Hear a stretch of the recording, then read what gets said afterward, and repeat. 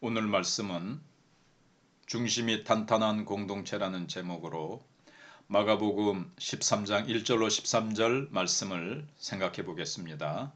먼저 말씀을 봉독해 드리겠습니다. 예수께서 성전에서 나가실 때에 제자 중 하나가 이르되 선생님이여 보소서 이 돌들이 어떠하며 이 건물들이 어떠하니이까. 예수께서 이르시되 내가 이 큰 건물들을 보느냐. 돌 하나도 돌 위에 남지 않고 다 무너뜨려지리라 하시니라. 예수께서 감람산에서 성전을 마주 대하여 앉으셨을 때에 베드로와 야고보와 요한과 안드레가 조용히 묻되 우리에게 이르소서 어느 때에 이런 일이 있겠사오며 이 모든 일이 이루어지려 할 때에 무슨 징조가 있사오리이까. 예수께서 이르시되 너희가 사람의 미혹을 받지 않도록 주의하라. 많은 사람이 내 이름으로 와서 이르되 내가 그라 하여 많은 사람을 미혹하리라. 난리와 난리의 소문을 들을 때에 두려워하지 말라. 이런 일이 있어야 하되 아직 끝은 아니니라. 민족이 민족을 나라가 나라를 대적하여 일어나겠고 곳곳에 지진이 있으며 기근이 있으리니 이는 재난의 시작이니라. 너희는 스스로 조심하라. 사람들이 너희를 공회에 넘겨주겠고 너희를 회당에서 매질하겠으며 나로 말미암아 너희가 권력자들과 임금들 앞에 서리니 이는 그들에게 증거가 되려 함이라. 또 복음이 먼저 만국에 전파되어야 할 것이니라. 사람들이 너희를 끌어다가 넘겨줄 때에 무슨 말을 할까 미리 염려하지 말고 무엇이든지 그때 너희에게 주시는 그 말을 하라. 말하는 이는 너희가 아니요 성령이시니라. 형제가 형제를 아버지가 자식을 죽는 데에 내주며 자식들이 부모를 대적하여 죽게 하리라. 또 너희가 내 이름으로 말미암아 모든 사람에게 미움을 받을 것이나 끝까지 견디는 자는 구원을 받으리라. 아멘. 오늘 말씀의 주제는 중심이 흔들리면 전체가 흔들린다. 복음 공동체의 역할을 감당하려면 탄탄한 중심이 필요하다라는 내용입니다. 우리가 외형만 보고는 그 실체를 단정 지을 수가 없습니다. 겉은 깨어져도 부서져도 속은 자기의 형질 그대로 지켜내는 것이 있고 겉이 깨어짐과 동시에 속도 산산조각이 나는 것이 있죠. 예. 그래서 우러러 보면 예루살렘 성전은 파괴되었고 매장해버린 복음은 더욱 확장되었습니다. 겉으로 너무 웅장해 보이고 좋게 보였던 성전은 파괴되어 버렸고 그들이 없애고자 했던 이 복음은 성령의 역사를 따라서 확장되되 불과 같이 급하고 강한 바람처럼 능력 있게 온 세계를 향해서 확장되고 퍼져나갔던 것입니다. 그래서 그리스도의 사람들은 죽은 자 같으나 살아있음을 증명하는 자들입니다. 세상의 온갖 핍박과 고난으로 말미암아 죽는 자 같고 사라지는 것 같으나 그 속에 강력한 하나님의 생명력이 있기 때문에 죽여도 다시 살아나고 눌러도 다시 일어나게 하는 하나님의 놀라운 그 생명을 가지고 있기 때문에 그렇습니다. 그래서 직면해야 할 순간 눈을 똑바로 뜨고 막다른 도전 앞에 끝까지 저항하려면 어떻게 해야 될까요? 오늘 그것을 보여주고 있습니다. 먼저 첫 번째는 종국에 무너질 영광에 대해서 생각해 보겠습니다. 예수님은 성전 안에서 많은 가르침을 전하셨고 그 가운데에는 제자들이 마음에 담고 삶으로 녹여내기 위해서 곱씹어야 될 말씀도 있었습니다. 하지만 성전을 나오면서 한 제자의 입에서 터져나온 감탄사는 조금 직전에 예수님께서 하신 많은 말씀에 대한 긴장을 한순간에 날려버렸습니다. 우리가 며칠 동안 생각해 본 그 말씀들이 있지 않습니까? 그 귀한 말씀들, 참 긴장감 도는 그 종교 지도자들과 논쟁 속에서 나온 그 귀한 말씀들, 그러면서 또 한편 긴장스러운 그런 말씀들이 한 제자가 내뱉은 말 때문에 그게 이제 사라졌다는 거죠. 그래서 제자들은 하나님 예수님께서 암시하신 위태로운 성전의 운명을 감지하지 못한 채 화려한 성전 건물의 위용에 감탄했던 것입니다. 40년 동안 지은 거거든요. 그래서 겉모양이 얼마나 이제 화려했는지 모릅니다. 웅장했겠죠. 그래서 이에 예수님은 그러나 너희들이 감탄하고 있는 이 성전에 그 건물의 돌 하나도 돌 위에 남지 않을 정도로 철저히 파괴될 것을 예고하십니다. 그래서 순식간에 찬물을 끼얹는 듯한 그런 말씀이었던 것입니다. 예수님이 보신 것은 성전의 화려한 모양이 아니라 부패한 내면이었습니다. 성전 겉은 엄청나게 화려하게 꾸며져 있고 거기서 드려지는 제사, 그것은 너무나도 멋지게 보였지만 그들 제사를 드리는 그들, 거기서 일하는 종교 지도자들, 그들 속에 썩어 문드러지고 부패한 그들의 내면을 예수님은 보신 것입니다. 아름다운 절정에서 멸망의 최후를 보셨던 예수님의 심경은 더 얼어붙었을 것입니다. 교회 건물의 위용과 자태가 신앙과 비례하진 않습니다. 대형 교회가 있죠.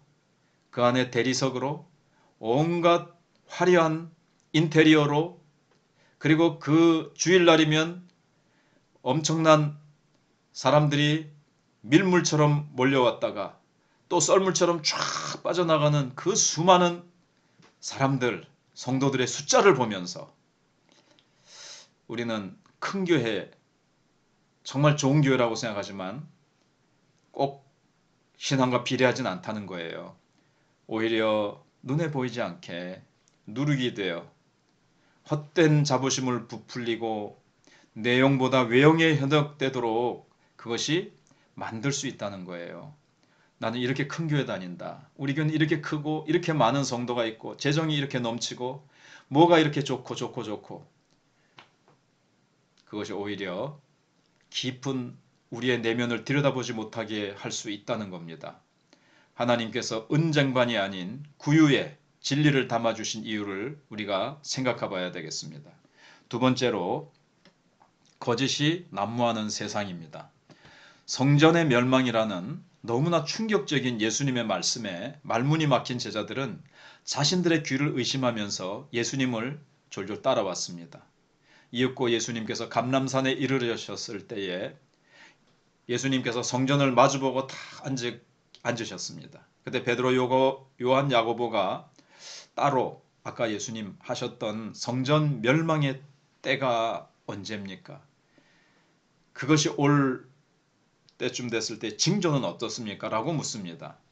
근데 이 일은 1차적으로는 주후 70년 후의 일이지만 예수님은 1차적으로 그 일이 있은 다음에 또 마지막 때에 이른 경고를 통해 제자들이 준비된 삶을 살기를 원하셨습니다.